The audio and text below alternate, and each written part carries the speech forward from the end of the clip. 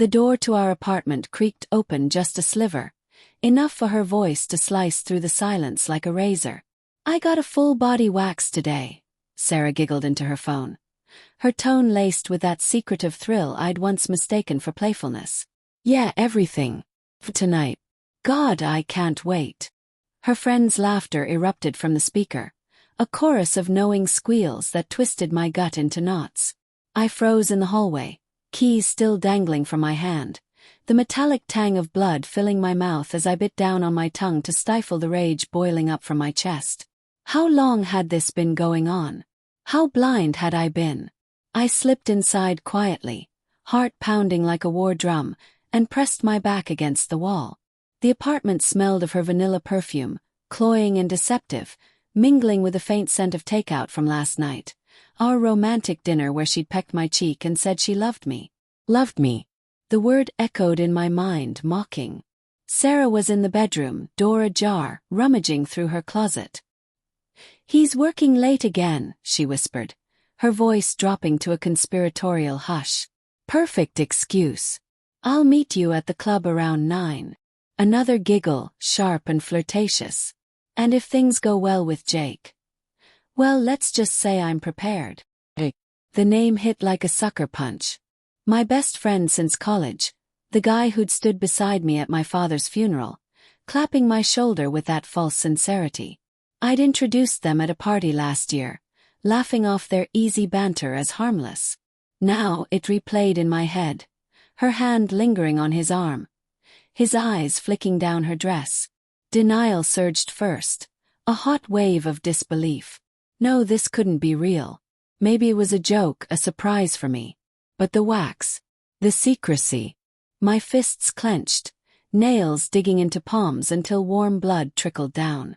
Humiliation burned in my throat, a bitter acid that made me want to scream, to shatter the mirror where she now stood, preening in a red dress that hugged her curves like a lover's grasp.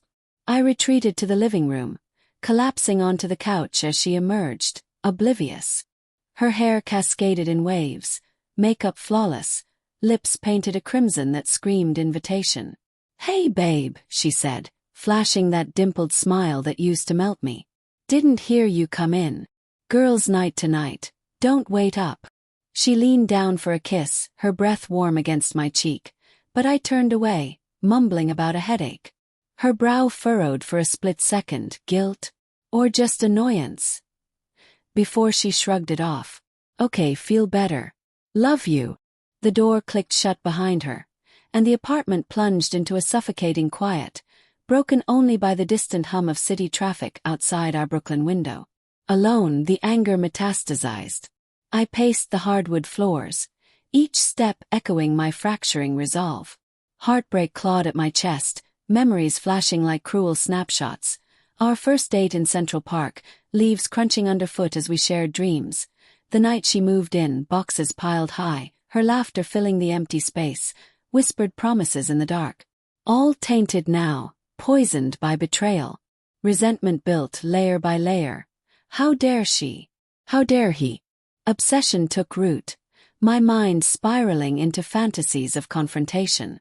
Bursting into the club, fists flying at Jake's smug face. Or worse, following them, watching from shadows as proof unfolded. But doubt crept in, cold and insidious. What if I was wrong? What if Jake was someone else? The moral conflict gnawed.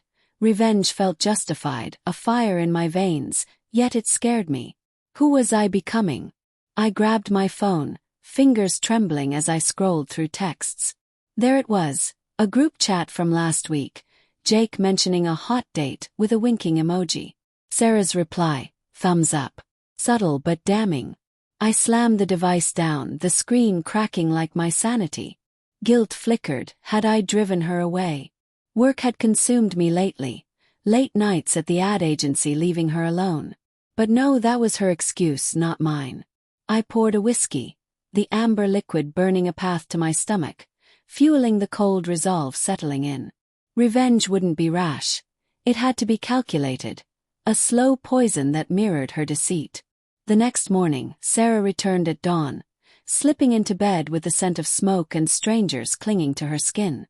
I feigned sleep, body rigid as she curled against me.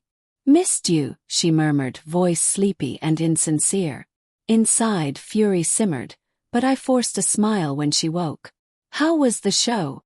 I asked over coffee, my tone casual, eyes searching her face for cracks. She hesitated, just a beat, before launching into a fabricated tale of dancing and drinks. "It was fun but exhausting. Pals were wild." No mention of Jake. The lie hung in the air, thick as fog rolling off the East River visible from our kitchen window. Days blurred into a haze of pretense. At work, I stared at my computer screen, campaigns for luxury brands mocking my crumbling life. Inner thoughts raced. Plan it carefully. Make her feel the humiliation. But fear whispered back. What if it backfires? What if I lose everything? Obsession grew. I started tracking her phone via a shared app we'd installed for safety. Locations pinged. Coffee shops, gyms, and once Jake's apartment building. Confirmation hit like ice water, dousing the denial. Resentment turned to hatred, a black void swallowing guilt. She wasn't the victim here, I was. One evening, as rain lashed the windows, I confronted Jake over beers at our usual dive bar. The place reeked of stale peanuts and regret, neon signs buzzing overhead. "Dude, everything okay with you and Sarah?" I asked, voice steady despite the storm inside. He shifted on his stool, eyes darting to his pint. "Yeah, why?" A nervous laugh. "She's great. You're lucky." Manipulation dripped from his words, but I played along, planting seeds. "She's been acting weird. Think she's seeing someone." His face paled, a flicker of panic. "Nah, man. Probably stress." The tension thickened, unspoken accusations hanging like cigarette smoke. Back home, Sarah noticed my distance. "What's wrong, Alex?" she asked, her hand on my arm feeling like a brand. We sat on the couch, the TV droning a thriller that mirrored my mind. "Nothing," I lied, but my eyes betrayed me, cold, assessing. She pressed. "Talk to me." Heartbreak surged, but I swallowed it. "Just work." Doubt clouded her features, a subtle hint that she sensed the shift. That night in bed, her breathing even, I whispered to the darkness. "This ends soon." The plan crystallized over weeks, a slow burn of strategy amid emotional turmoil. I hacked her email, guilt-stabbing as I did, finding flirty messages with Jake, plans for a weekend getaway. Humiliation peaked, visions of them together fueling my resolve. But moral conflict lingered. Revenge would taint me, make me know better. Yet the obsession won. I'd expose them but not directly. Subtle sabotage. Anonymous tips to Jake's boss about indiscretions. Forged emails suggesting Sarah's infidelity to her friends. Quiet, strategic strikes that eroded their worlds without immediate backlash. One pivotal night, as snow blanketed the city, I followed her to a girls' night that led straight to Jake's loft. Hiding in the alley, breath fogging the air, I watched through frosted windows. Their embrace, her giggle echoing the one that started it all. Fury blinded me, but I held back, retreating to plot. The inner war raged. Strike now or wait. Patience won, a cold resolve hardening my heart. The gala was the perfect stage. Our agency's annual black tie event at a swanky Manhattan hotel, crystal chandeliers casting fractured light over polished marble floors. Sarah on my arm, radiant in a gown I'd bought her, oblivious to the trap closing. Jake would be there, schmoozing clients as always. My plan: orchestrate a public unraveling, subtle at first, building to devastation. Heart pounding, I mingled, champagne flute cold against my palm, every smile a mask over the resentment festering inside. "Alex looks sharp tonight," Jake said, approaching with that predatory grin, clapping my back too hard.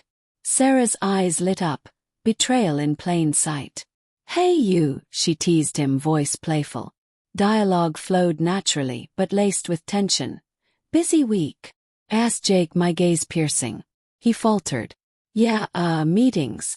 Suppressed rage simmered as I nodded, planting the first seed. "Heard about that promotion, congrats." Hope no skeletons in the closet derail it. His laugh was forced, eyes flicking to Sarah in silent plea. As the night wore on, the atmosphere thickened. Jazz band crooning sultry tunes, clinking glasses masking whispered secrets. Inner thoughts tormented. This is justice, but at what cost? Guilt nagged, memories of our friendship clashing with the obsession driving me. I excused myself, slipping into a side room to send the anonymous email from a burner app. Photos of them together, snapped from shadows, to Jake's wife.